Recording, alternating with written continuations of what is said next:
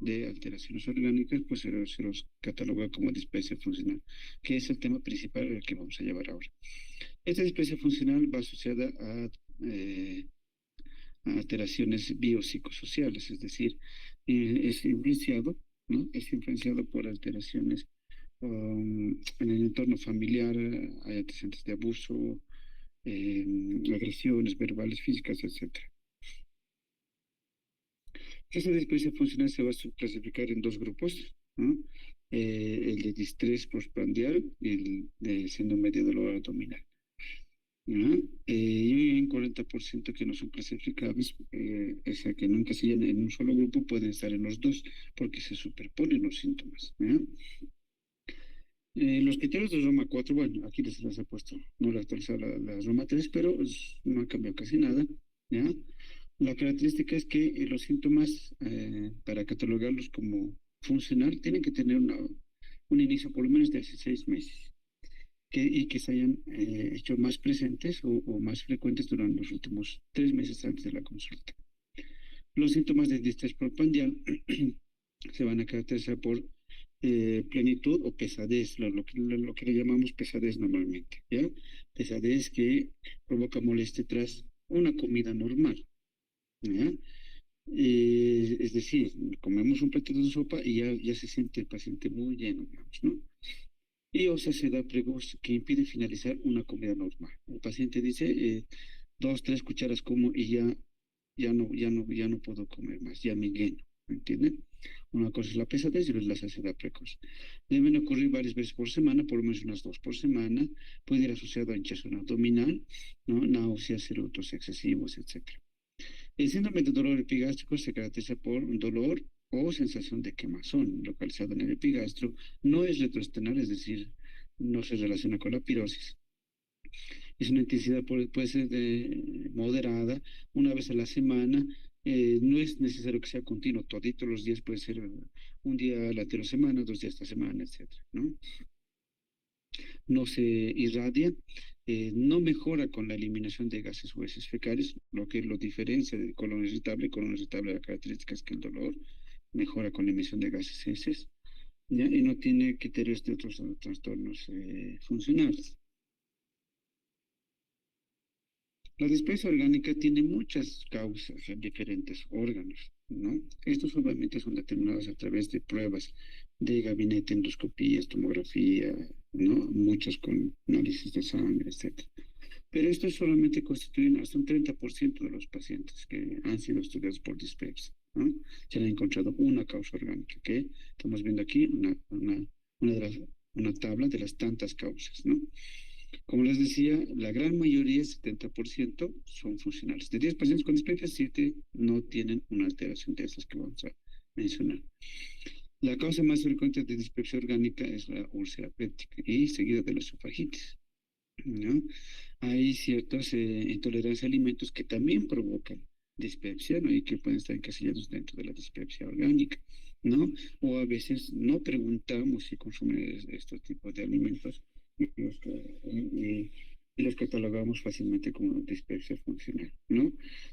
Como sea la cafeína, el alcohol, comer mucha grasa o comer en exceso, comer rápido, que esto genera afasia, ciertos carbohidratos, bueno, en el caso, por ejemplo, de la enfermedad celíaca, que es la intolerancia al gluten, que es la proteína, ¿no? No propiamente el carbohidrato, la proteína de las harinas de trigo, cebada, centeno, ¿no? Mencionando rápidamente las causas de dispersión orgánica, aquellas enfermedades que provocan este síndrome, como les decía, la primera causa es la úlcera péptica. La úlcera péptica puede ser gástrica, duodenal o incluso esofágica, ¿no? Muchos medicamentos que vamos a ver una tabla más allá, menos comunes, pero pueden ser de cáncer del esófago, estómago, de colon, fíjese, un cáncer puede manifestarse por una dispepsia. Gastroparesia, que es un trastorno motor, que se caracteriza por la parálisis de la contracción del estómago.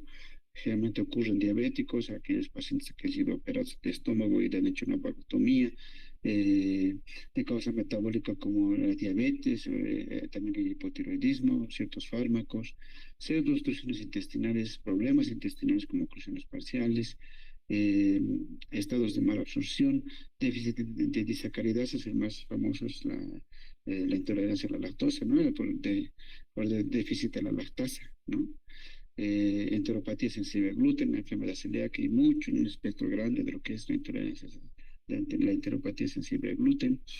Enfermedades infiltrativas, como son la enfermedad de Crohn, sarcoidosis, gastroenteritis eosinofílica, problemas de circulación como las isquemias mesentéricas, infecciones como la sífilis, tuberculosis, obviamente todas estas en el estómago, ¿no? Giardia, estrongiloides escolares, entonces vemos desde infecciones, tumores, úlceras, problemas intestinales, etcétera, ¿no? También tenemos más causas, enfermedades a nivel del páncreas, las vías biliares, tener cálculos, pancreatitis crónica, cáncer de páncreas, se manifiesta como la dispepsia, enfermedades hepáticas, una hepatitis aguda crónica, cirrosis, cáncer de hígado, enfermedades sistémicas como la diabetes, ¿no? Entonces, la mayoría de los diabéticos tienen dispepsia, tienen problemas de digestión y vienen una y otra vez a consulta. Es vista por uno, por dos, por varios médicos y nadie le dice que es por diabetes y dice la diabetes no está mal controlada. La uremia en los pacientes con enfermedad renal crónica avanzada, problemas de hipertiroidismo o hipotiroidismo, hiperparatiroidismo, no lipo, ¿no? El hiperparatiroidismo también, porque eleva los niveles de calcio y la hipercalcemia provoca parálisis del estómago, y conectivopatías, isquemias, fíjense, problemas cardíacos, ¿no? Una isquemia. Muchos pacientes que se están infartando tienen síntomas de dispepsia o dolor o una pesadez, una opresión en el epigastrio y no se dan cuenta. Les dan omeprazol, les inyectan, nunca calma el dolor. Puede ser un infarto o a veces también una pancreatitis, ¿no? Embarazo, etcétera. La mayoría de las gorditas, las embarazadas, pues, dependiendo de que en el primer bueno, y en el último trimestre, pues es cuando más tienen síntomas de dispepsia, esto por efecto de la progesterona, ¿ya? Ciertos medicamentos, principalmente la aspirina y los AINES, ¿ya? Un 20% de las personas que consumen estos medicamentos van a tener síntomas dispépticos, incluso, ¿no? Con una endoscopía normal. O sea, si el medicamento por sí mismo, por su composición química que es ácida, ¿no? Irrita de manera superficial la mucosa del estómago y genera síntomas dispépticos. Dentro de estos están toda esta lista que están viendo, el etanol, ¿no? Que está obviamente el alcohol, corticoides, la teofilina. Ya no se usa mucho, felizmente, pero en provincia, por ejemplo, cuando hagan su ruta al año en internado, pues van a ver que todavía hay teofilina para tratar los asmáticos. Todos los suplementos de hierro, hormonas, estrógenos, morfina, orlistat, diuréticos, la furosemida, antibióticos como los macrólidos, metronidazol, aspirina analgésico, digitalicos, un antiarrítmico, todos los compuestos de potasio que se da por vía oral, la colchicina para la gota, levodopa para el Parkinson, gifibrosilo para las dislipidemias, nitratos para los infartos, inhibidores de la ECA, los antihipertensivos, ¿no? Y antidepresivos. Entonces, fíjese, hay una larga lista de la cual nosotros tenemos que preguntar.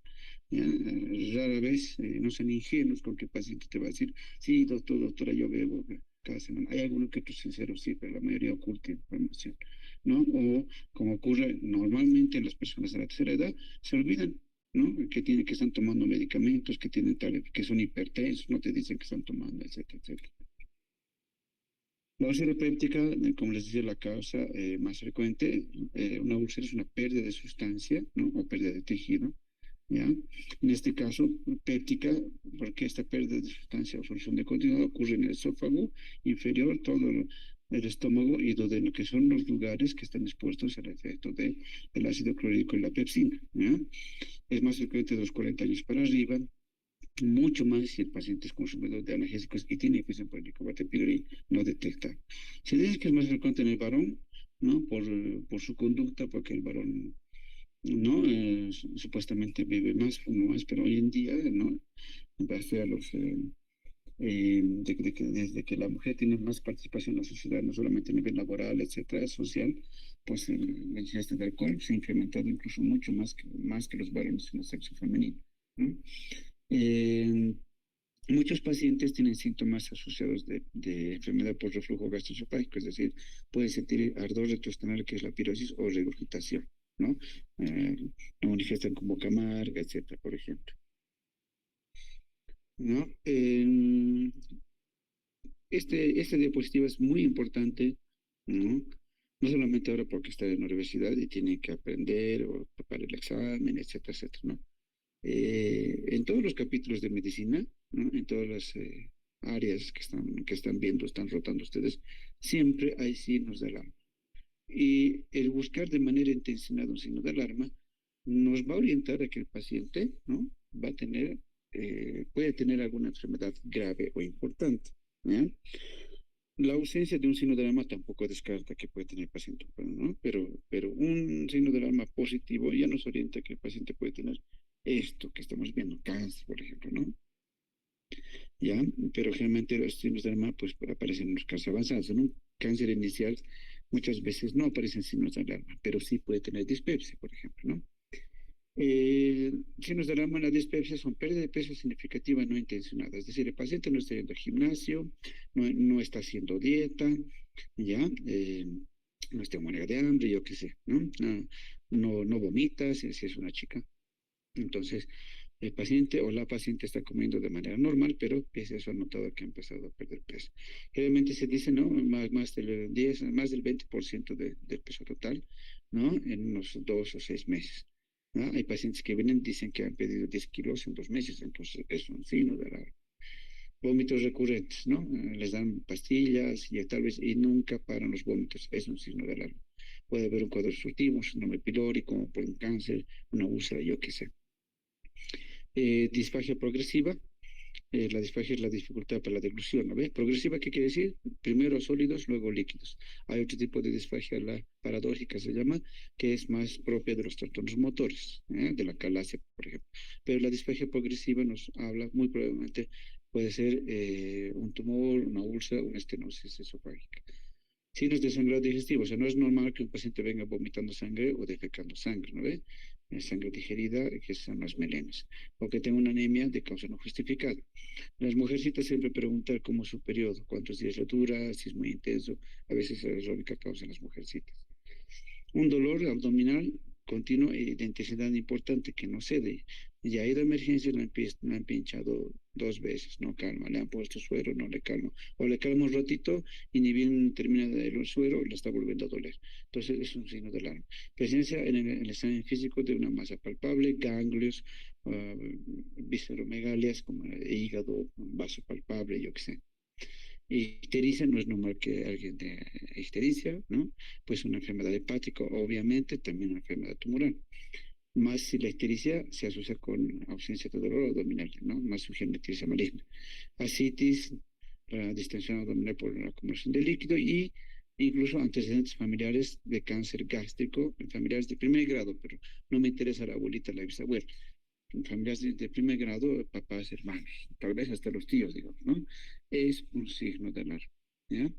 Entonces, todo esto tenemos que preguntar, investigar, averiguar de manera intencional, porque algunos se olvidan, aunque no crean en consulta, ocurre bastante que un paciente viene por dispepsia, precisamente por los síntomas de la dispepsia, y si se le ha olvidado o no le ha puesto importancia de que hace 2 semanas había vomitado sangre después de haber tomado alcohol. Tenía una fiesta, ha tomado alcohol y al día siguiente ha vomitado sangre. Pero como ha sido 2 veces nomás y se la ha pasado rápido, lo ha dejado así. Entonces es un signo de alarma, ¿ya? Como les digo, suele pasar. Enfermedades biliopancreáticas, ¿no?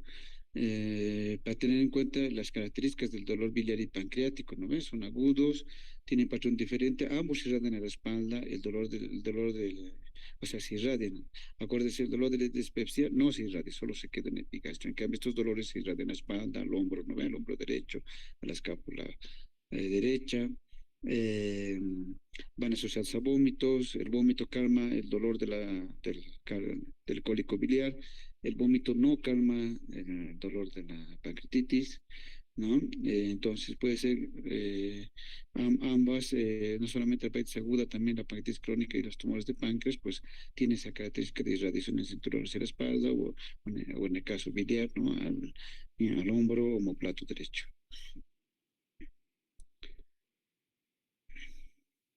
Otras causas, pues les decía, ¿no? La gastroparesia, que es bastante frecuente en diabéticos, hay personas que les han operado el estómago, les han hecho una vagotomía, problemas de obstrucción intestinal, infecciones, virus, bacterias, hongos, parásitos, como habíamos visto, pero principalmente hay una que es muy frecuente en nuestro medio, que es la Giardia duodenalis o Giardia lamblia, que suele generar mala absorción crónica y por ende síntomas dispépticos.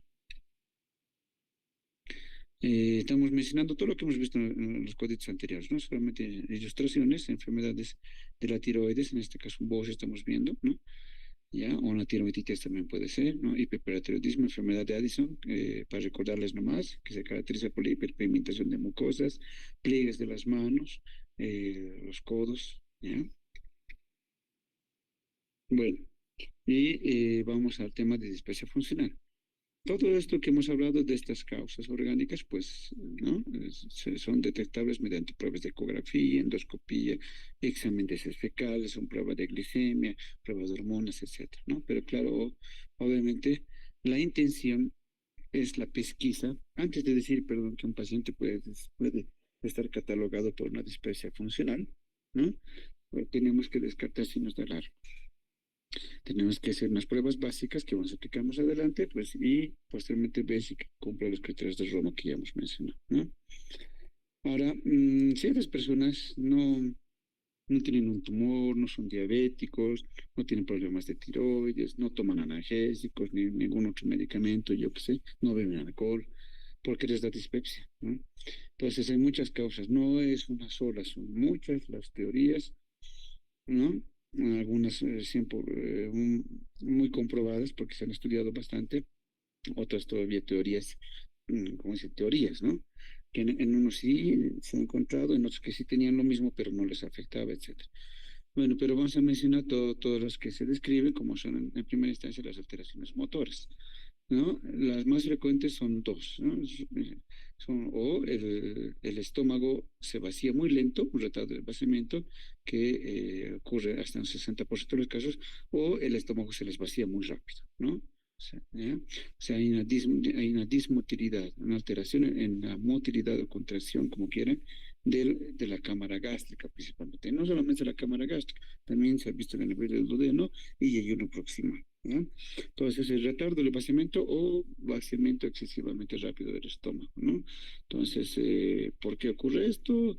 En alteración se ha visto fallos en el mecanismo de la adaptación de la relajación del fondo, es decir, después de comer nosotros el bolo alimenticio todo se ve al fondo, que es el techo, la parte, la porción, el tercio superior del estómago, ¿no?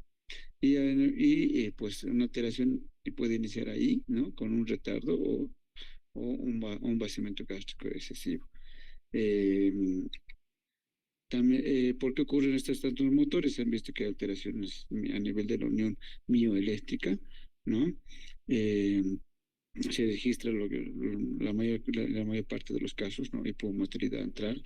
Es decir, a nivel de la tensión eléctrica es como si se hubiera un cortocircuito ahí, ¿no? No hay transmisión, ¿no? No hay conexión, no hay la transmisión de los neurotransmisores, ¿no? Hacia el músculo liso que tiene el estómago. ¿Ya? Y también se ha visto, bueno, como consecuencia de la alteración de la motilidad, principalmente cuando hay retardo del vaciamiento gástrico, se ve que el déficit de aclaramiento del duodeno también puede estar afectado. ¿A qué se refiere esto? Que normalmente todos los días nuestro duodeno está acostumbrado a recibir una carga alta de ácido clorhídrico y de pepsina, ¿no? Junto a otras ingestas con el bolo alimenticio, ¿no? El bolo alimenticio viene cargado de ácido y pepsina hacia el duodeno. Pero un duodeno con contracción normal, pues lo va a aclarar, o sea, va a eliminar rápidamente, ¿no? Va a progresar el bolo alimenticio del duodeno hacia el ayuno, etcétera, junto con esa carga de ácido y pepsina, ¿no? Entonces no va a ser afectado. Pero en las personas que tienen retardo del vaciamiento gástrico y anomalías duodenoyeyunales, pues va a hacer que ese aclaramiento duodenal, ¿no? Sea muy deficitario o lento también. ¿Y eso qué va a hacer? Va a hacer que esa carga excesiva va a generar síntomas, ¿no? Va a inflamar, va a estimular mucho los quimioreceptores, etcétera. Alteraciones en la sensibilidad, ¿no? Hay de tres tipos: hiperalgesia visceral, alteración a nivel de los mecanorreceptores y de los quimiorreceptores. Esto puede ocurrir hasta casi en el 70% de las personas con dispepsia, ¿no? La hiperalgesia visceral es que estas personas, pues, sienten dolor inmediatamente tras una situación estresante, ¿no? Emocional, tras la ingesta de ciertos medicamentos o incluso aditivos de la dieta, ¿no? El picante, por ejemplo, que es lo más característico, que no toleran el picante, ¿no? Que las hace mal. La alteración a nivel de los mecanorreceptores hace que estas personas tengan la percepción de la hinchazón, o sea, en muchos casos no se les distiende el abdomen, en realidad no crece, ¿no? Sino tienen una sensación de hinchazón, de la pesadez, ¿no? Entonces, estas personas he visto que tienen la sensación de que el estómago está pesado, que tienen un globo o que lo tienen hinchado todo el tiempo, es por una alteración a nivel de los mecanorreceptores. Y los quimiorreceptores, pues son aquellas personas que suelen tener sensación de acidez constante, ¿no? En el epigastro, me arde, me quema, ¿no? Entonces estas personas pues tienen quimiorreceptores, sus quimiorreceptores son muy hipersensibles a la presencia del ácido y del clorhídrico y de la pepsina a nivel del estómago y del duodeno. También hay desórdenes neurohormonales, ¿no? Hay dos hormonas principales, ¿no? Ambas son contrarreguladoras o antagónicas, mejor dicho, la colecistocinina y la grelina, ¿no? La colecistocinina, ustedes saben, ¿no? Se libera, ¿no? En el duodeno, después es estimulada por la ingesta de alimentos grasos principalmente, ¿no? Y la colecistocinina, pues la función normal es que va a inhibir la motilidad gástrica, se va a enlentecer la motilidad y el vaciamiento gástrico, ¿no?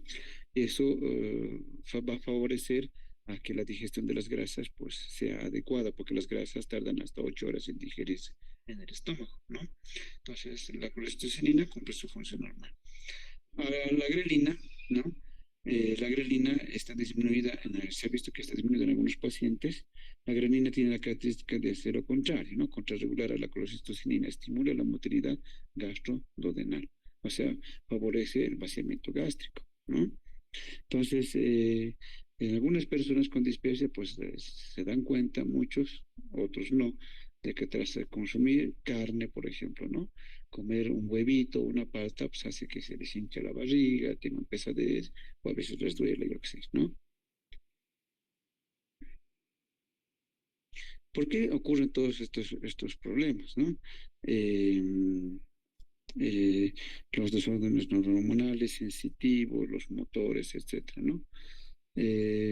Causa inicial no se sabe en realidad, ¿no? Pero hay teorías sobre las infecciones, ¿no? En nuestro medio es bastante frecuente la infección por Helicobacter pylori. Es bastante controversia porque, por ejemplo, en nuestro medio eh, eh, no todos tenemos dispepsia, no todos vamos a desarrollar dispepsia o úlcera péptica, por ejemplo, solo un 3% de las personas infectadas por la bacteria desarrollan síntomas y o complicaciones, ¿ya?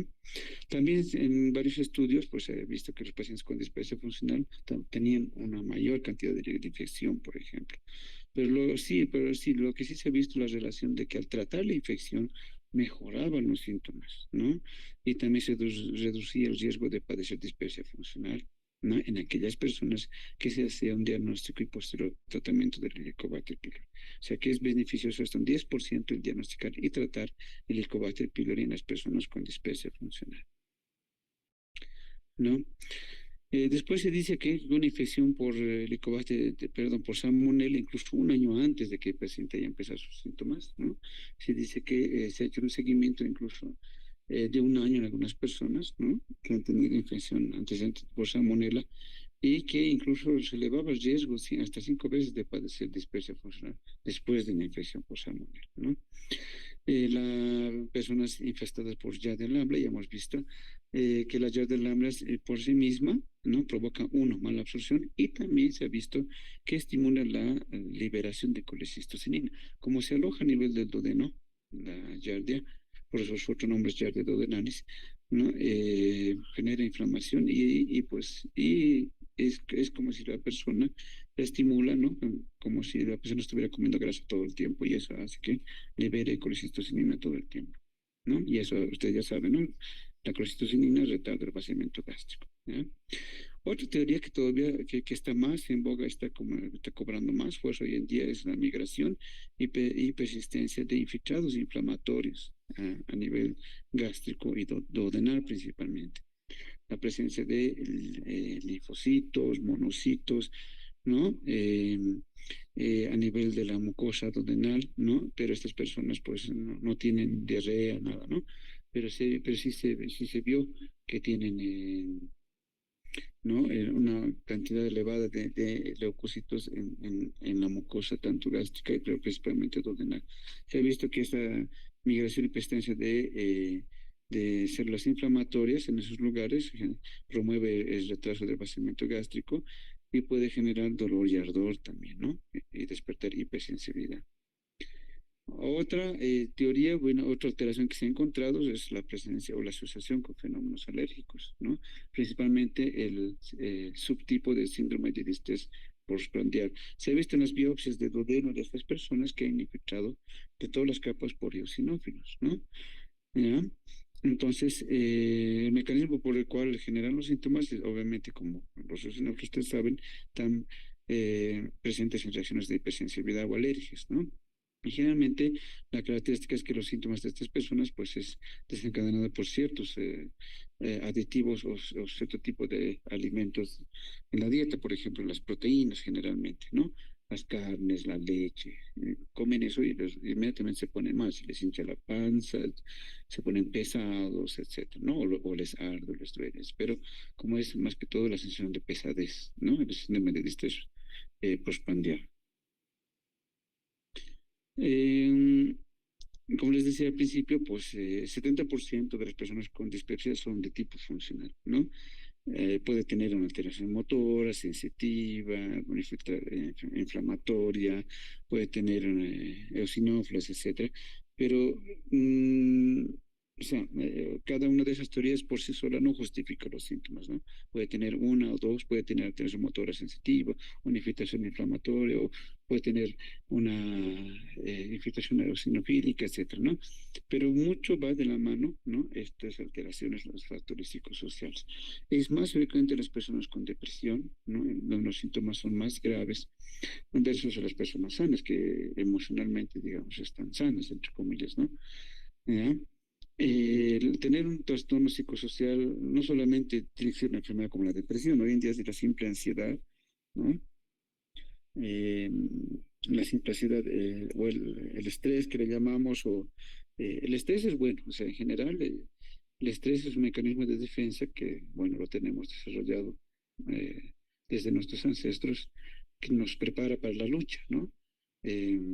O bien huyes o bien te enfrentas a un peligro, por ejemplo, si tu vida está en riesgo. O es el estímulo que te hace despertar a las 6 de la mañana, ¿no? Te has ido de madrugada de fiesta a las 3, has vuelto a tu casa, pero de manera automática te despiertas a las 6 porque tienes que ir a la universidad, ¿no? Es un estímulo. Pero tener un estímulo, ese estímulo o ese mecanismo de defensa todo el tiempo activado ya genera enfermedad. Y eso se llama distrés, ¿no? Que es la parte mala, ¿no? Del estrés, digamos. Entonces, tener uno de estos factores va a magnificar la intensidad. No es que el paciente va a empeorar, tiene una enfermedad grave, pero hace que estas personas sientan que tienen una enfermedad grave, ¿no? Y van de uno u otro especialista hasta encontrar a alguien que les diga que sí tiene algo malo. Les hacen muchas pruebas y jamás encuentran una causa, ¿no? Entonces,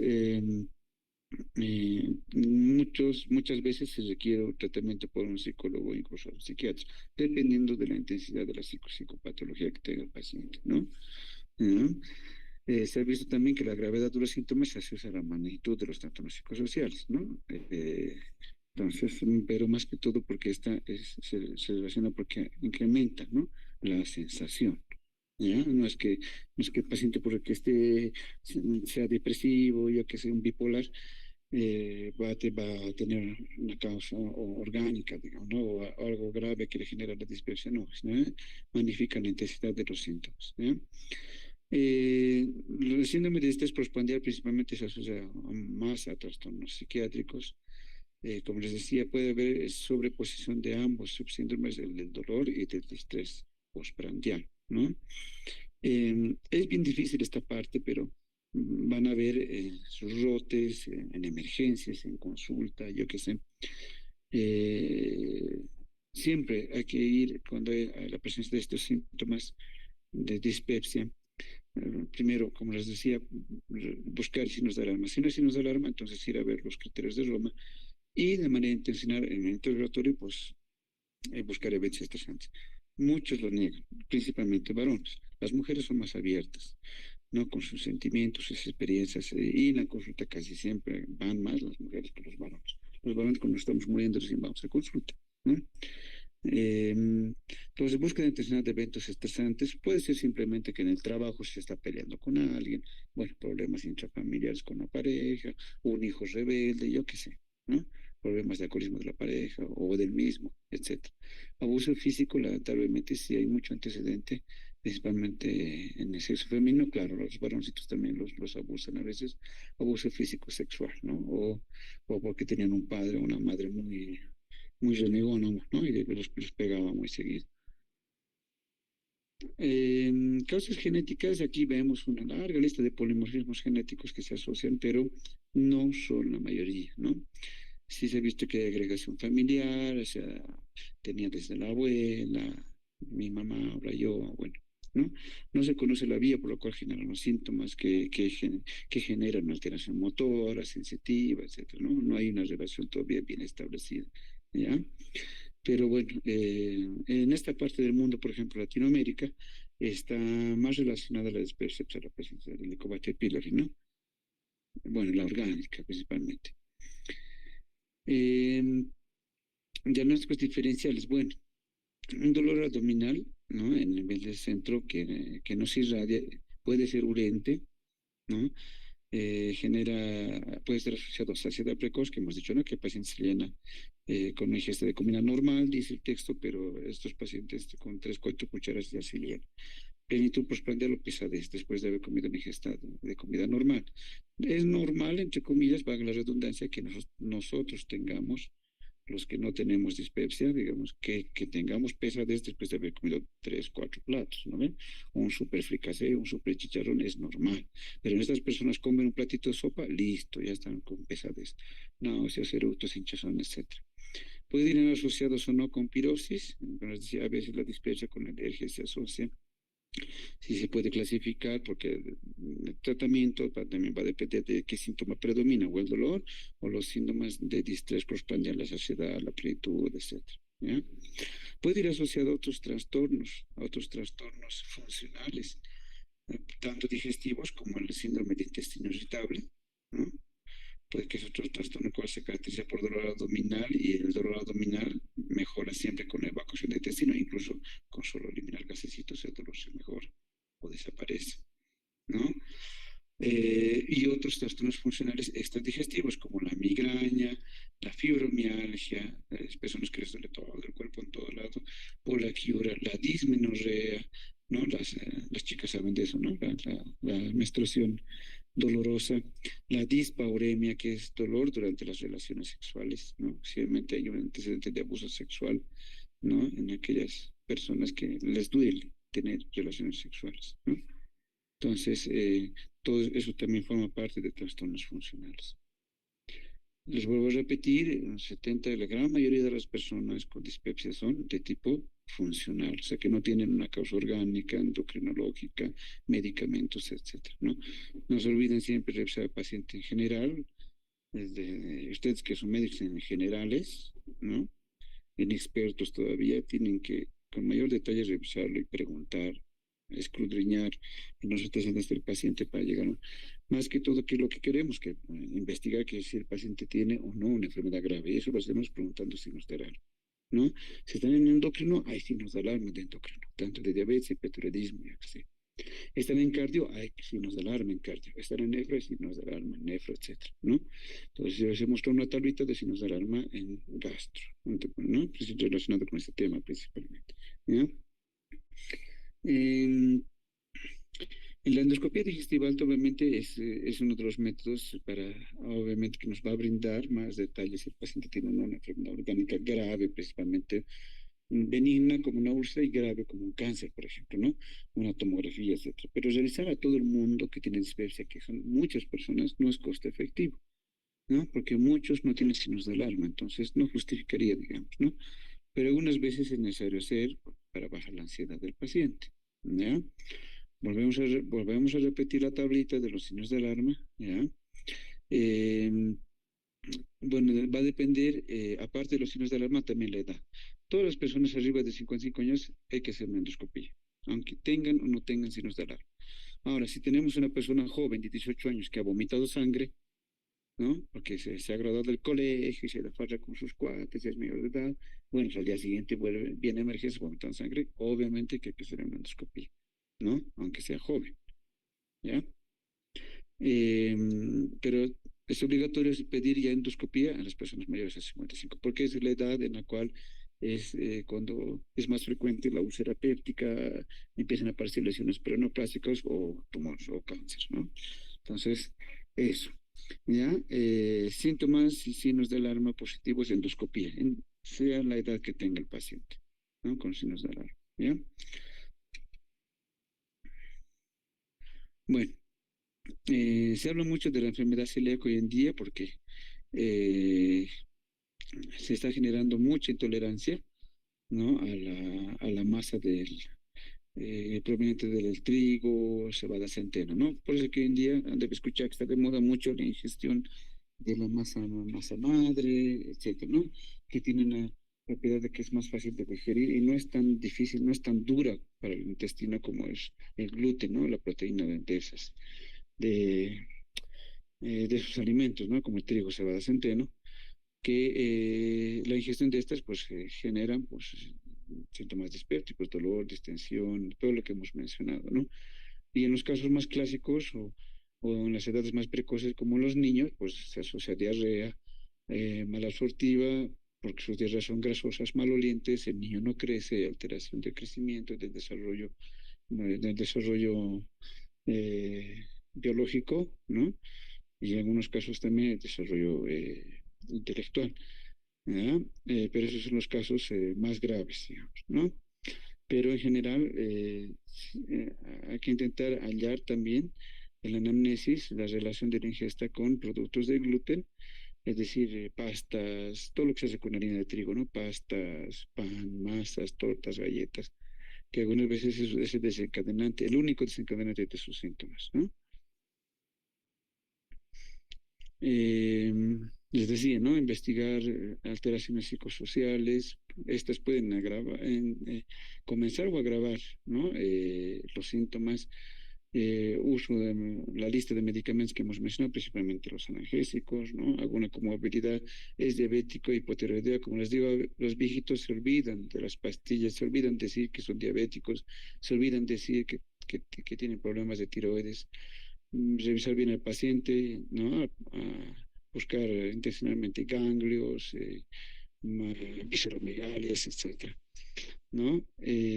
Pruebas de laboratorio, pues se dice, ¿no? En las décadas de los 40, 50, ¿ya? Son más útiles porque hay más riesgo de enfermedades crónicas, ¿no? Ahora tenemos tres estrategias que se mencionan en la literatura.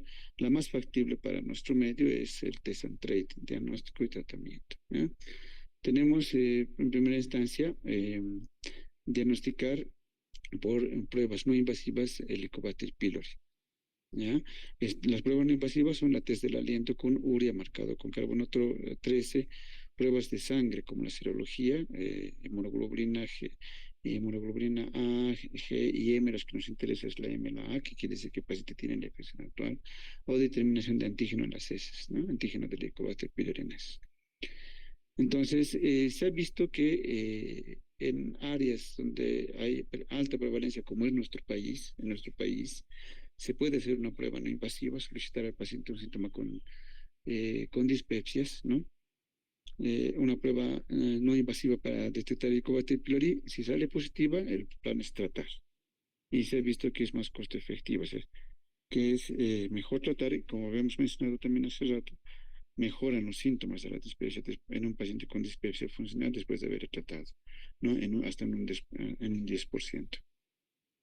Al diagnosticar de manera indirecta el Helicobacter pylori y tratar la infección, tratamos de manera indirecta, valga la redundancia, la primera causa de dispersión orgánica, que es la úlcera, ¿no ve? La úlcera péptica.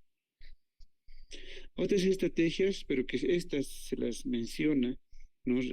Son más recomendables en países con baja prevalencia, ¿no? Del Helicobacter pylori, es la prueba empírica con IVPs, es decir, el paciente viene con síntomas principalmente con el que viene con el dolor o ardor en epigastro, darle IVPs como el omeprazol, el omeprazol, robeprazol, que sea de su preferencia, por 2 semanas, ¿no? Obviamente no tiene que tener signos de alarma. ¿No? Si en 2 semanas mejora, pues perfecto, se le puede emplear una semana más o se lo suspende, ¿ya? Como les decía, es coste efectivo en regiones de baja prevalencia, ¿no? Como en Europa, Norteamérica, etcétera, ¿ya? Algunas guías dicen, se pueden usar estrategias escalonadas. Primero la hacemos una empírica, después hacemos una prueba no invasiva, yo qué sé, ¿no? Pero bueno, para nuestro país esta no es recomendable. Luego tenemos, bueno, la de hacer la endoscopía, ¿no? Es la prueba más efectiva, claro, para encontrar lesiones, ¿no? Como una úlcera, esofagitis, todas esas, ¿no? Las cosas más frecuentes que generan dispersión orgánica, pero pues es más costosa, ¿no? Como les decía, si nos, cualquier persona a cualquier edad que tenga un signo de alarma, hay que pedirle de entrada de endoscopía, ¿no? En aquellas personas que tienen síntomas persistentes, ¿no? Hemos usado, digamos, una prueba no invasiva para el Helicobacter pylori, le hemos tratado el Helicobacter pylori y no ha mejorado, entonces hay que revisar, porque a veces hay úlceras o tumores que, claro, van a hacer que persistan los síntomas, ¿no? Pedir a todas las personas mayores de 50 años en endoscopía, etcétera. Les decía, ¿no? Al principio que algunos pacientes no justifican la endoscopía, son jóvenes, mujeres, lamentablemente todos los trastornos funcionales son más frecuentes en mujeres, ¿no? De 10 personas con dispepsia, 8 o 9 son mujeres. ¿Eh? Eh, pero tienen ese temor de tener algo grave. Entonces, algunas veces hay que solicitar, aunque no justifique, el paciente no tiene signos de alarma, les repito, es joven, etcétera.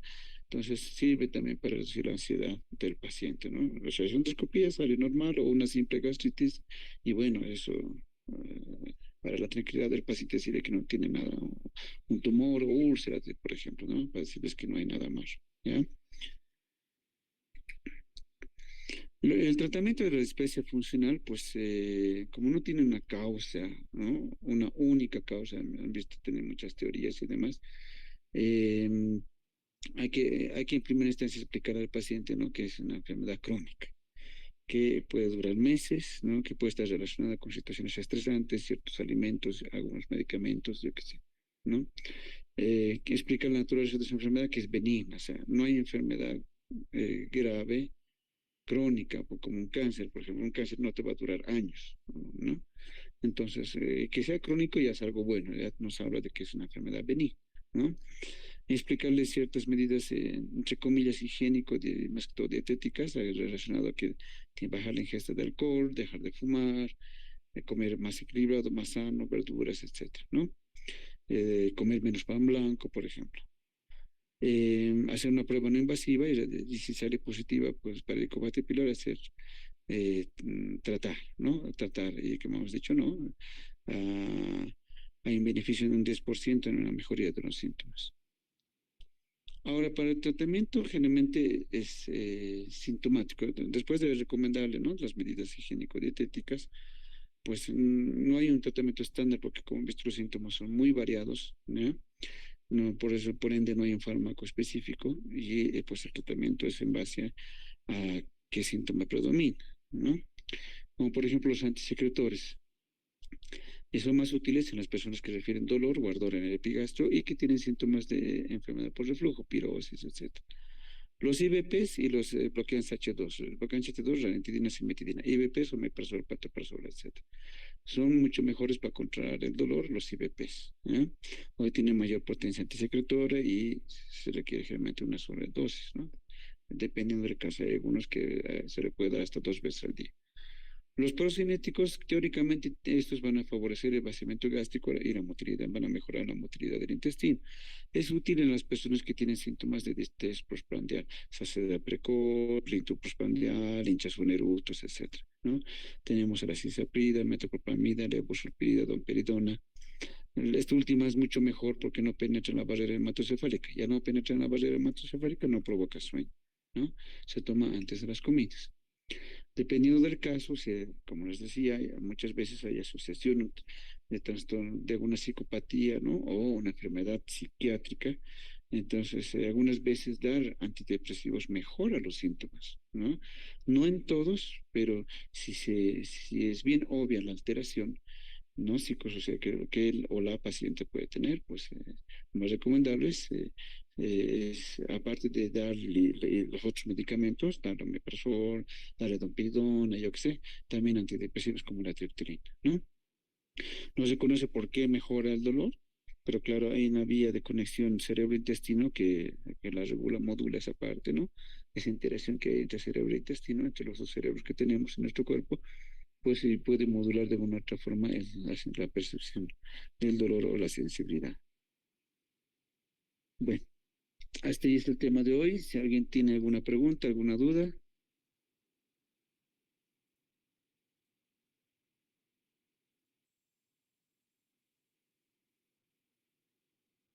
Y bueno, si no es así, pues agradezco la asistencia, pues sí, va a ser hasta la siguiente clase, ¿ya? Doctor, Buenas Doctor, tardes. una pregunta. Sí, sí, sí, dime. doctor, yo tengo más bien una observación en cuanto al link enviado, doctor. Creo que se equivocó del link de Classroom. Ah, ya, ya, lo veo. Entonces no se preocupen. Tengo yo las capturas de la asistencia también, ¿ya? Está Están los bien, treinta y doctor. cuatro aquí. ¿Listo? Sí, del otro grupo se debe mandar. Ya, chicos, gracias. Doctor, una consulta, disculpe. Sí. Más bien es una duda. No sé si nos puede dar alguna recomendación, ya que mañana también es la feria, digo, el día viernes, alimentos que sean de beneficio o que nos ayuden durante este proceso de enfermedad, ¿no? O algún consejo, tal vez ejercicio. ¿Con quién están ustedes, Rudy? ¿Con quién es tu docente?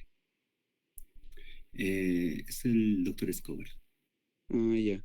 Mira, Nos es que tocó no gastritis. hay, claro, ya, gastritis.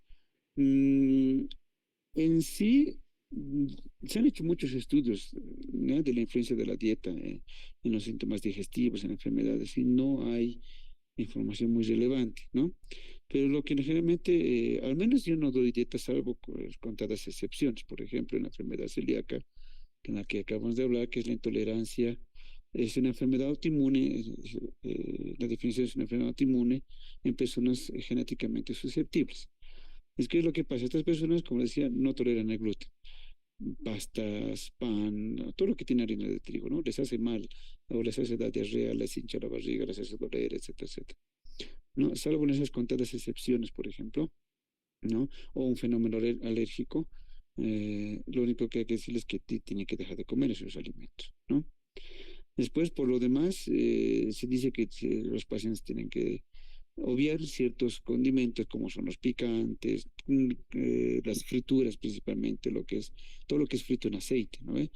La comida chatarra, por ejemplo, dejar de lado porque tiene grasas saturadas que son muy difíciles de digerir, ¿ya? Y lo hacen trabajar, digamos, por demás al estómago, ¿no? Enlentece más la digestión. Entonces, se recomiendan alimentos como arroz blanco cocido, carne de pollo, carne puede ser cocida al horno, a la plancha, en esas situaciones en las que no se requiere usar aceite, por ejemplo, ¿no? Ahora que está de moda también las freidoras de aire también, ¿ya?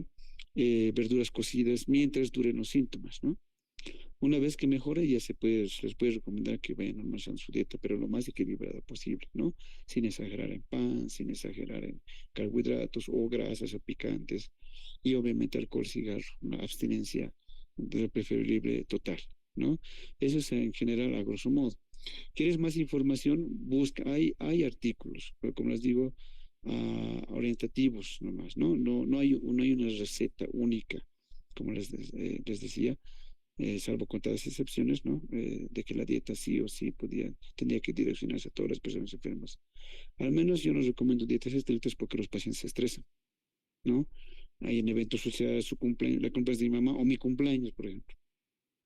Me lo han cocinado fricasé que me gusta, pero me hace mal, ¿no? Entonces yo les digo que pueden comer, ¿no? Porque la comida no les va a matar, ¿ya? Pero a la mayoría de las personas, por esta cuestión de la ansiedad, el estrés, la preocupación, sí les gusta tener una recomendación de eh, dieta, ¿no? Y lo que yo hago es mandarles a un nutricionista, por eso estudian los nutricionistas 5 años, ¿no? ¿Ah? Obviamente los gastos manejamos hasta cierto punto, pero lo que yo hago es mandar a nutricionista. ¿Listo? Ahora, si tienes amigos o vayan a la biblioteca de la Facultad de Nutrición que está al ladito, y lo más seguro es que vas a encontrar más literatura al respecto ahí. Ok, doctor, perfecto, muchas gracias. Listo, chicos, gracias a todos, buenas tardes.